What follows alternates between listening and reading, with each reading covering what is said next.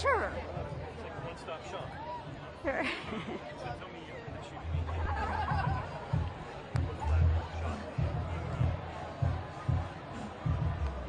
So tell me what's your concerns today?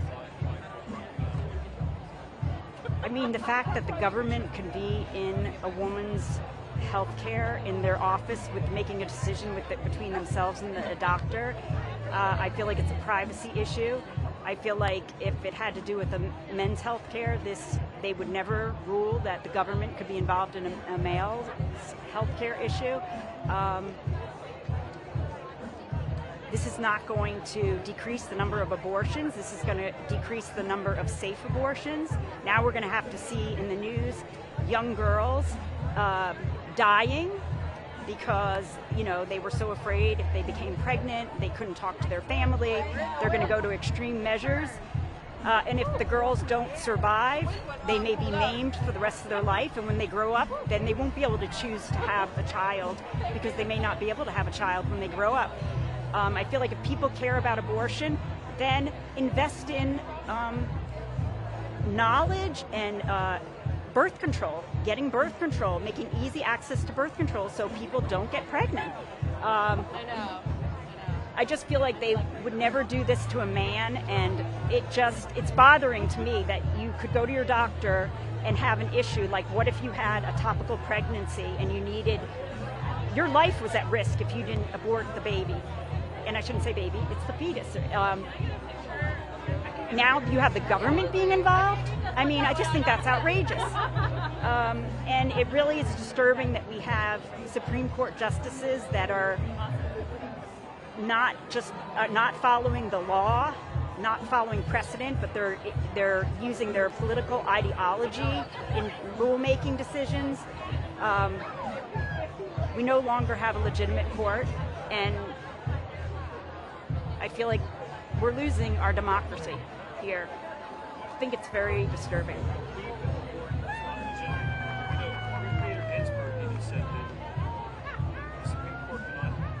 Set 5 conditions.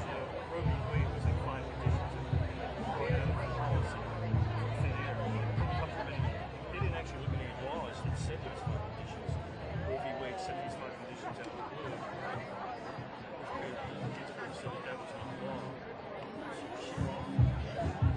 You know, I'm not familiar with what she said for that. People should be familiar. Yeah. Actually, if you do, you realize that. Like going back to the states, everyone will state what their situation is and their laws, and then we're coming back to the Supreme Court as a state against a state instead of a person against a person. And whenever the states against the states come to the Supreme Court, you either have a civil war or you have a solution brought. So in a weird way, it's like you're on the path. This is going to take another 2 years. I guess what I feel like is that this issue should have never been brought. This is a privacy issue. This is a health issue. This is between a woman. It has to do with her body, and what do you think? Should the legislature? I don't think they should be involved. I think, yeah, and isn't it interesting that they're making laws against women? Right. Because it's a patriarchal system. So I think we need to get more women in power. We need to elect more women, because then things are never going to change. We need to stop allowing men decide what the rules are. You know, I think it'd be interesting if a woman being forced to have a baby that she doesn't want to have. Well, the sperm donor of that baby should be forced to have a vasectomy, so this doesn't happen again. You know, but that would never happen because they would never do this against a man. I'm disgusted with it. Yeah. You know what? I was able to.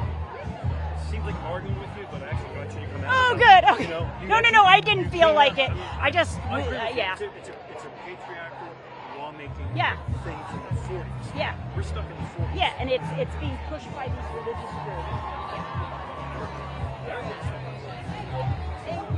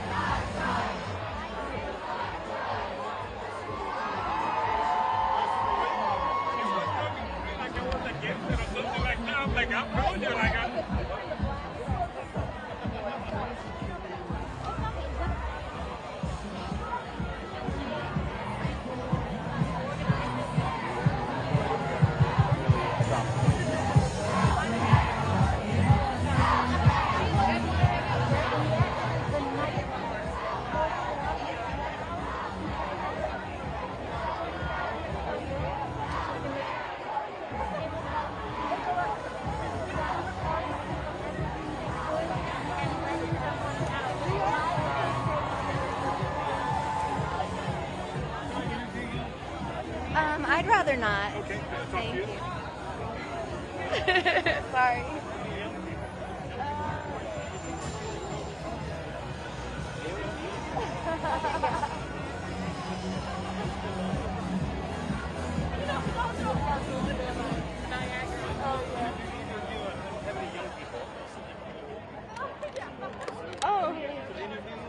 Oh man, not again.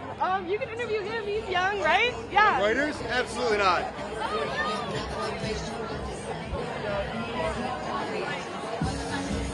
Like the one that was no, it's on this seat right here.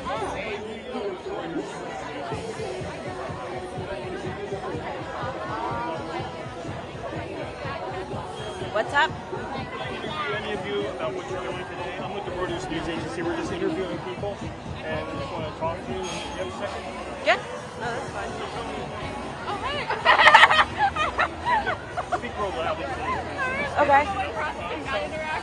What's the mission today? A pretty good turnout? Yeah, so we've had a pretty good turnout. The mission is essentially just reproductive rights. So we're looking to have Joe Biden pass that emergency action in order to increase the healthcare rights for not just abortion, but like for women in general and people who have uteruses as well. So, you know, we're out here marching, trying to get change essentially. Seem to think it's important enough to get arrested over. So, what do you think this is something that you should feel that strongly to seek out this cause the arrest? I definitely do. You know, arrest is a small thing compared to the people who, you know, will kill themselves over the idea of having a child. So I definitely think that people who have the privilege to lay their bodies on the line, definitely this is, it's a worthwhile cause, you know, and like I personally don't ever want to be pregnant, and I do have the privilege to be able to afford a fine for civil disobedience. So I think that this is something that I can do with my privilege to help people who don't have the same privilege that I do to walk in this space and put their bodies down, but need the same access to the rights. Bones. Can you spell it first so we get it right? Bones, B-O-N-E-S. Thank you. But thank you very much. I'll see you over there.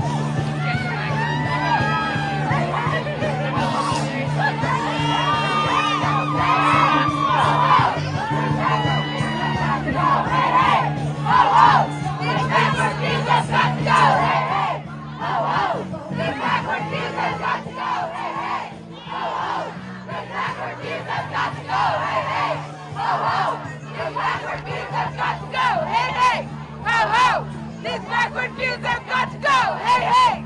Ho, ho!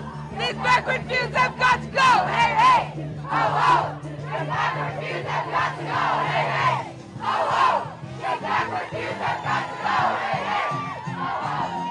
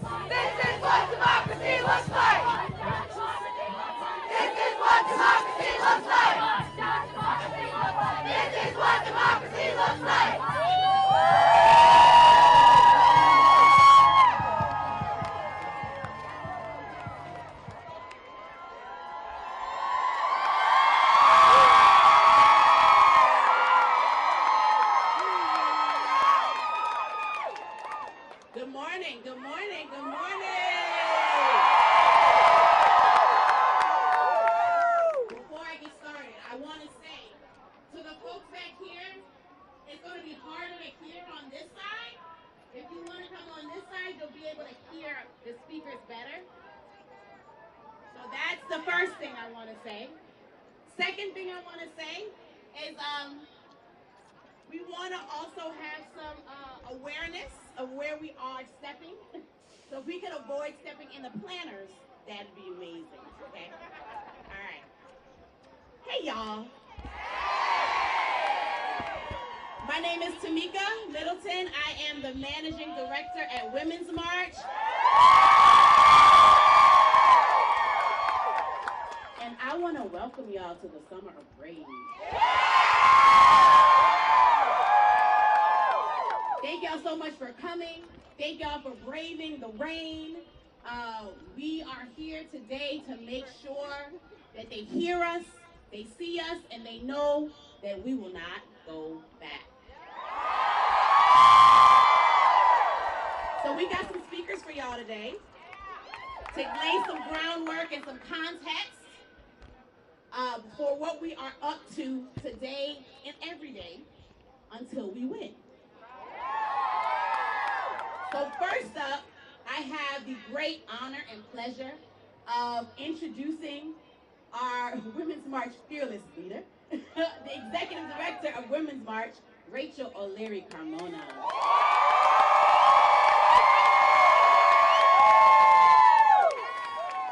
Good morning, everyone. Listen, I want you to look to the side of you because the truth is, no one is coming to save us but ourselves, and so these are the people we're fighting with. Give a second to get to know the people who are here with you. Before I get started, I want us to acknowledge that we are here on Piscataway land. And to always acknowledge the founding of our country and the injustice on which we have to continue to fight across all of our communities. Listen, you know, this speech could be real long, but we know why we're here, end of the day. We know what they did. Just 2 weeks ago, a bunch of cowards, liars, in robes, which they thought would shield them from their cowardice, thought they could take away our rights. And the thing is, they thought.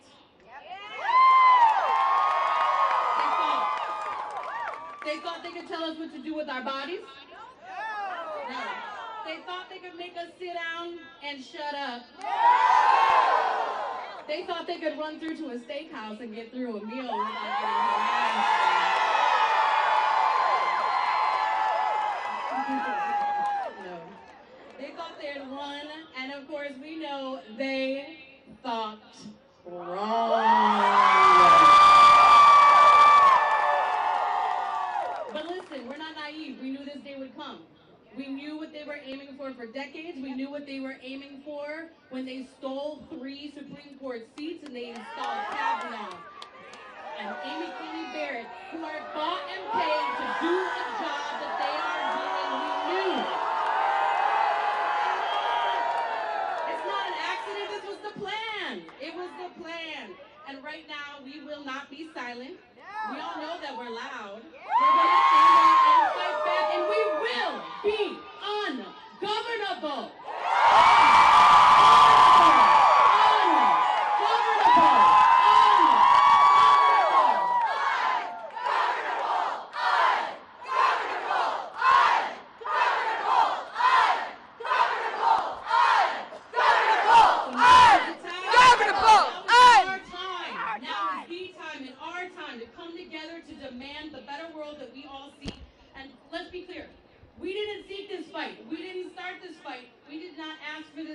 But guess what? We're ready anyway.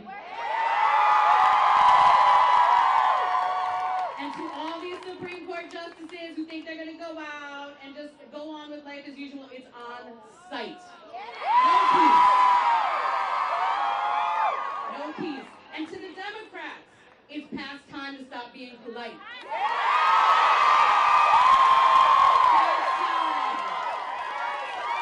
We have voted, we have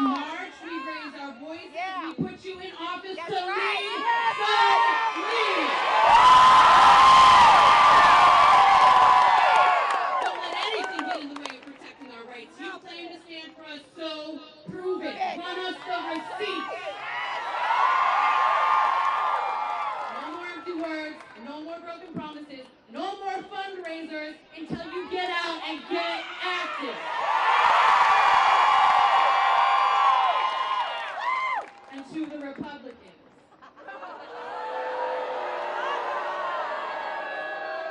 Listen, I would keep it a buck. I don't have a lot to say to the Republicans. What I'm going to say is, listen, we're coming for you with the ballot box. This is done.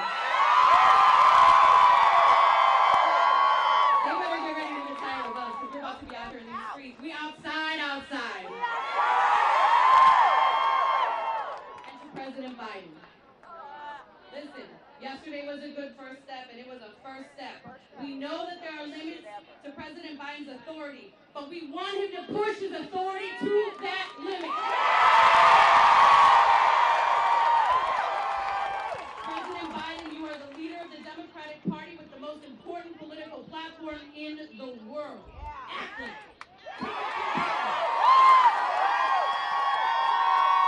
Listen, get ready. Pick up your pen, President Biden. Write out those EOs. And when you've done everything you can do with your pen, pick up the megaphone and come to a women's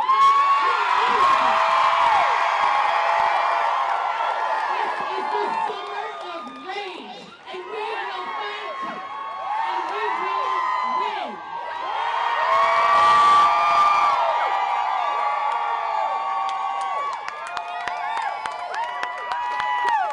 Y'all give it up for Rachel O'Leary.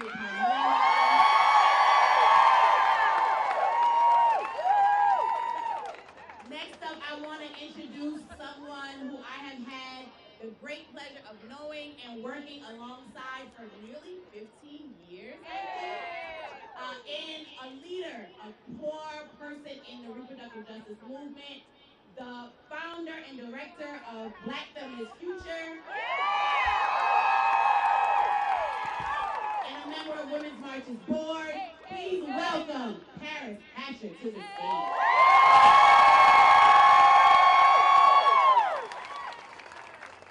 All right, party people!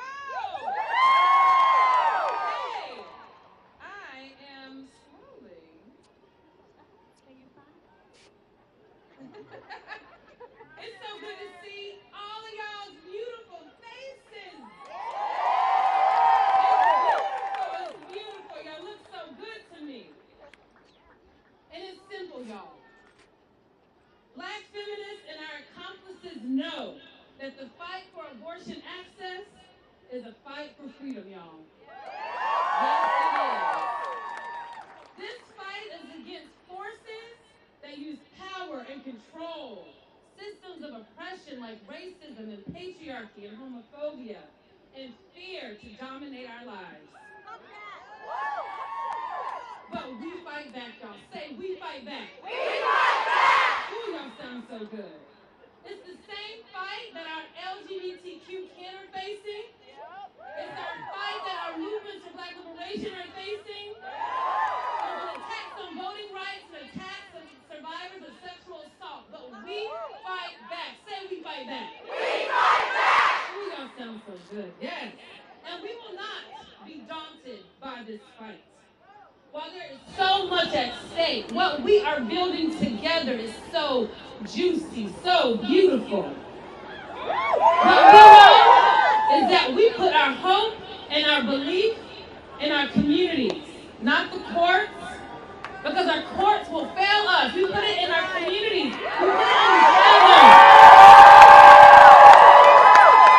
Freedom comes from us. Say abortion is freedom, y'all. Abortion is freedom! Our movement, like I said, is about community. It's about the collective. It's about us. So let me tell you what we are going to do together, y'all. We're going to make sure that anybody who needs an abortion will get one. Is that right? And we're not going to stop there. We're going to break up with patriarchy. We're going to break up with racism. We're going to make sure our queer and trans kin can thrive. With love and support. So turn to your neighbor right now and say, neighbor, I got you. And we got us. And we will make sure our people get what they need. So this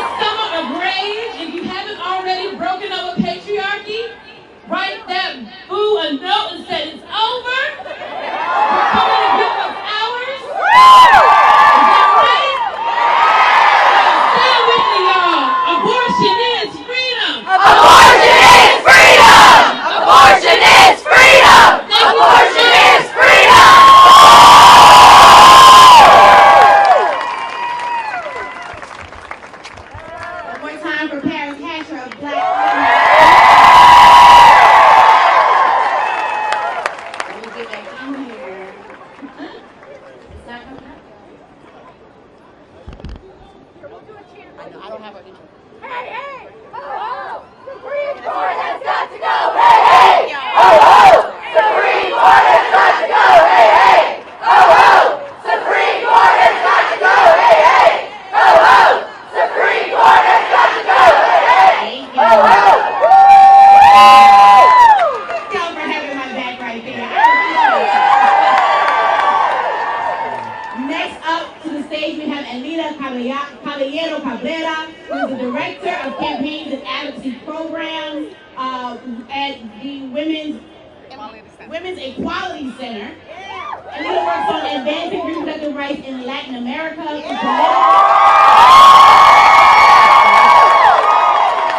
through political communications and advocacy strategies, especially in El Salvador, Honduras, Chile, and Mexico. Prior to WUC, she worked as a senior advocacy advisor for LAC at the Center for Reproductive Rights.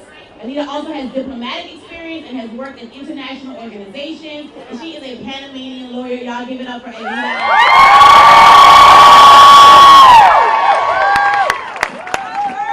Buenos días. ¿Dónde está mi gente latina? Good morning, everyone. I'm so excited to be here today. My name is Elida Caballero Cabrera. I'm a Panamanian lawyer. I'm an immigrant that has been living here for 17 years. And I have spent the last 10 years working from here, advancing reproductive rights in Latin America. And I never thought in all my years of working on reproductive rights that we will have to bring this fight back here. For the last 20, 30, 50 years, Latin America has looked up to the United States for reproductive rights and to advance reproductive rights in the region.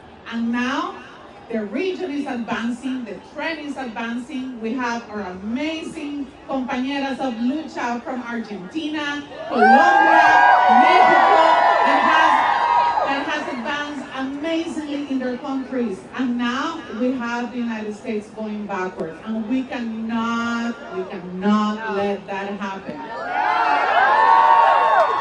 I'm very excited to see everyone wearing green.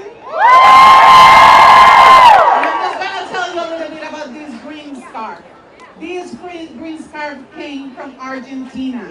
During the dictatorship, the mothers of May, las mujeres de la Plaza de Mayo, were going every week to a park with white handkerchiefs to make sure that no one forgotten about their kids that were disappeared by the dictatorship.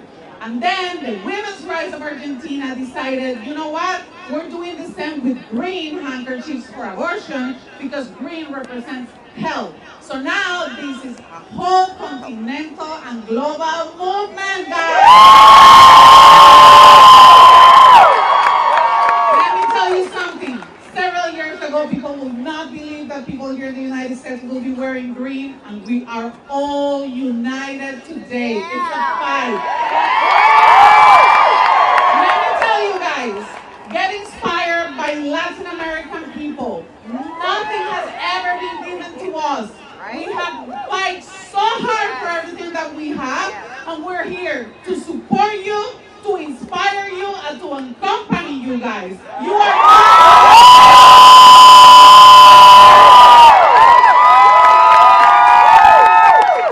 are not alone, hermanas y hermanos. No están solas. We're here to fight. Let's keep raging. Let's keep going out and protesting, and let's keep requesting, yelling, and asking without permission for our rights. Because our body, our choices, aborto legal, gratuito y seguro.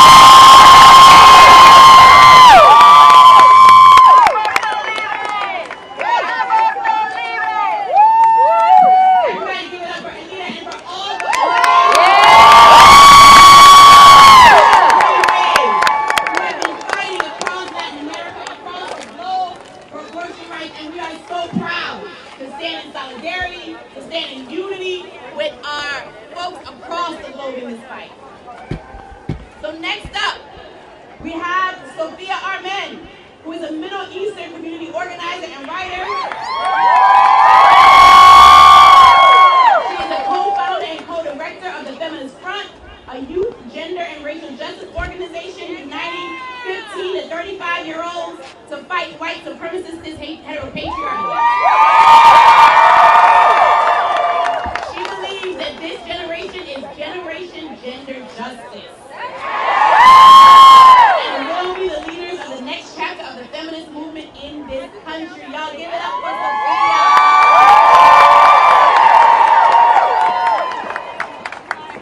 Are y'all fired up?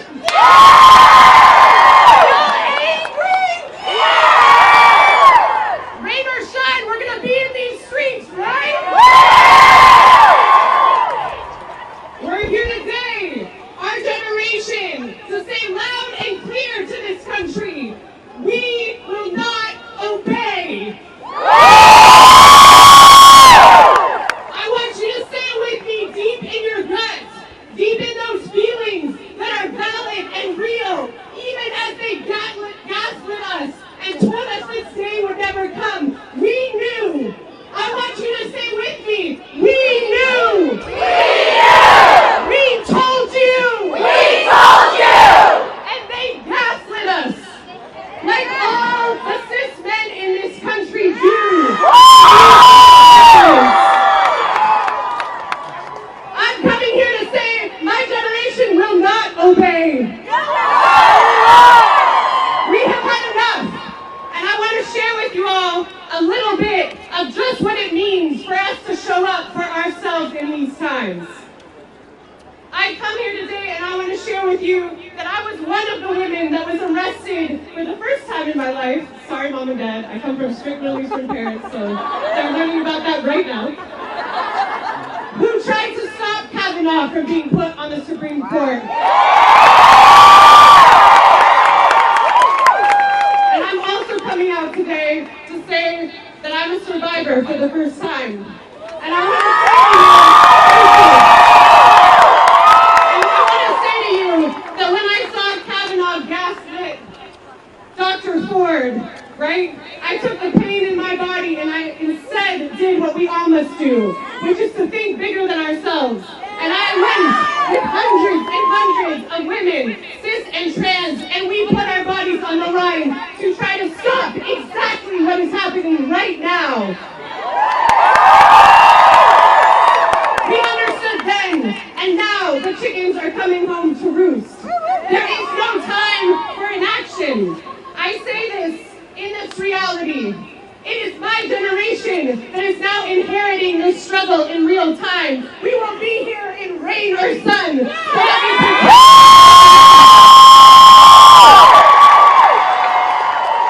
I want to take us for a second to a very sober reality of what's going on. It is our generation, in particular Gen Z and millennials, that are now of reproductive age and are feeling the immediate impacts of these bans right now as we speak. And there's no other way to say it. They are condemning us. They aren't just forcing us to have children against our will and stripping our most fundamental rights. They are doing so at a time where we are experiencing mass trauma in a global pandemic, when we are experiencing things like mass shootings, like the one that happened at my school. They are doing this to us when we have the largest student debt of any generation in all of history. They are doing this to us when we have low wages and no housing. Who is supposed to support those children that you are forcing us to have? Already leaves us behind. Let's be honest. They are giving us a death sentence now. There is nothing that is pro-life about a country that leaves us behind. Say with me, shame. Say with me, shame. We know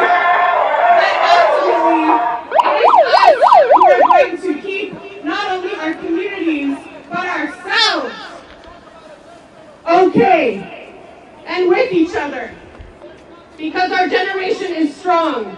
And I want to say that deeply from my heart, because we know that this is not just a moment. It is a movement. And let me make this clear to all of you right now. It is a commitment for a life of struggle until we all get free. Reproductive rights and reproductive justice is trans justice. Immigrant justice. Is black liberation. Is land back, workers' rights, climate justice. And I want you to know today, the world, that we join you. The green wave has arrived in the United States finally, and we will not go back. To our sisters, and not just our sisters, CIS, to our sisters across the world in Africa, Asia, and the Americas, the green tide is here, and we have taken up your call, and we thank you for the work that you have done to get us here. I want to bring us together in this. They are coming after all of us, folks. These cis men, though, let's talk about it. Where are you? And secondly, they are obsessed with us. These cis men, they equate and distill our worth, our dignity as humans to our bodies, and they are afraid of our power. I want to tell you for a second about something. I am tired of being acquainted with my body. The media, Hollywood, those people trying to sell me shit on Instagram. Just see. You are your body, they say. What we want, what we don't. Too covered up, not covered up enough. You're gendered this way, not that. Too much of this, too much of that. Your body for labor, for work, for reproduction, for us. That's what they're saying to us. But we are not theirs.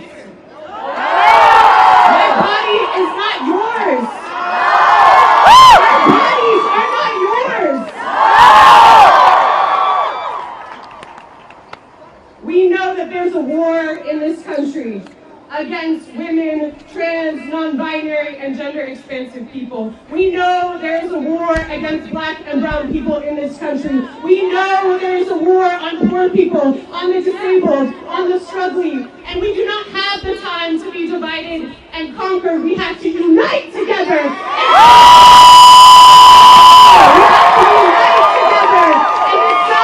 What kind of future we are going to birth in this country, even if we have never seen freedom actually before. Are you committed to that freedom today? Will you be committed to that freedom tomorrow? Will you do whatever it takes? Let it be known. They say that they're the hero, you know? They say it in all those damn storybooks, right? That we're the damsels in distress, that somebody comes and saves us, right? But fuck that.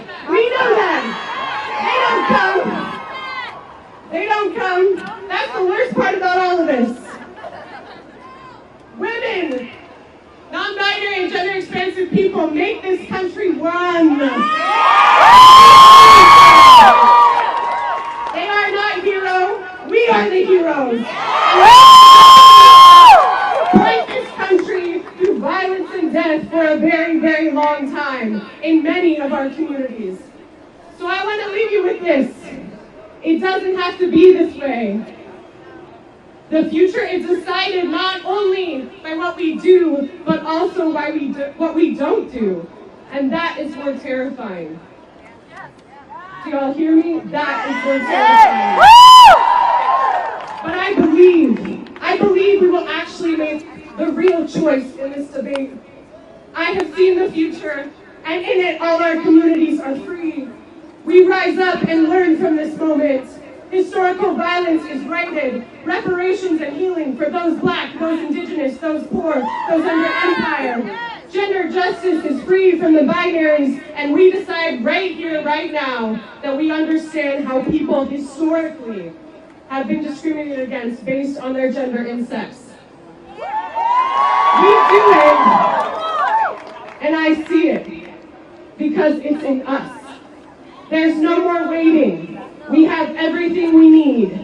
We outnumber them. We are more powerful.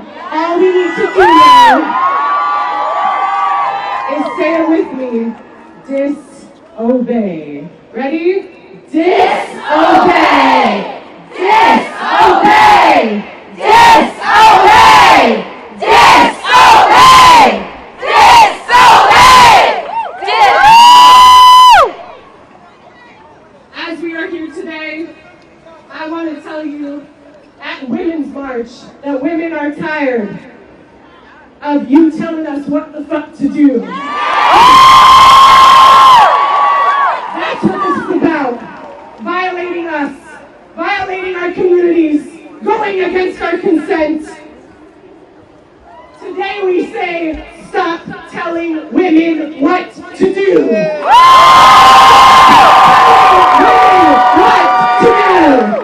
Stop telling women what to do!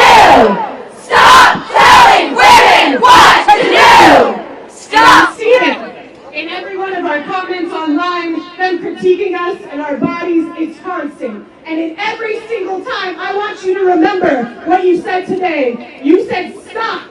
Stop telling women what to do. We are not here for you. We are here for all of us, but we are also here for ourselves. To fight for ourselves and our freedom because we deserve it. So, I'll end with this. I want you to say it loud and clear. Abortion on demand for people of all genders. Ready? Abortion on demand for people of all